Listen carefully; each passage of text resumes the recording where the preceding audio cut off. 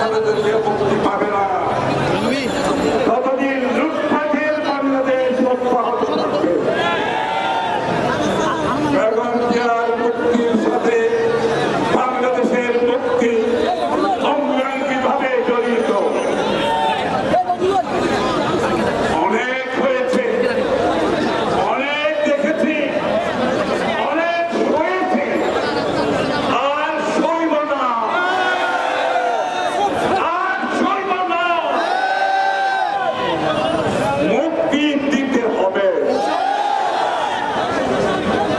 আর যারা দেশের যুগে জেলে পুরে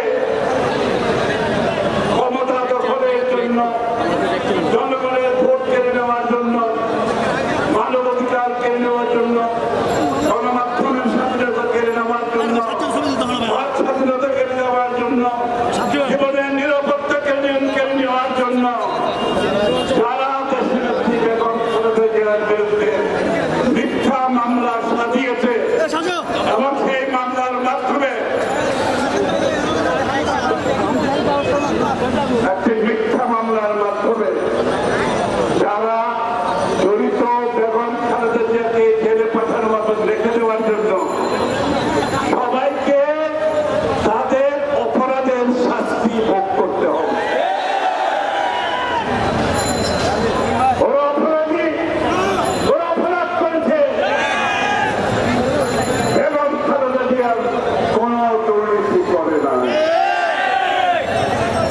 এই ট্রাস্টের কথা বলা হয়েছে, সেই ট্রাস্ট থেকে একটি পয়সা বেগম খালেদা জিয়া অথবা তার পরিবারের কোনো সদস্য নেয় নাই। সব টাকা ব্যাংকে জমা আছে, সুদের আসলে 4 গুণ হয়েছে। বেগম খালেদা জিয়ার বিরুদ্ধে যে মামলা দিয়েছে তাকে একবার 5 বছরের, তারপরে 10 বছর। ভেবে দেখুন কত বড় অপরাধ তারা করেছে। বাংলাদেশের কোন আইনে বেগম খালেদা জিয়ার শাস্তি হয় না। বাংলাদেশের সংবিধানে সেই কথাগুলো বলেছে বেগম খালেদা জিয়ার শাস্তি হয় না। জাতিসংঘে আন্তর্জাতিক মানবাধিকার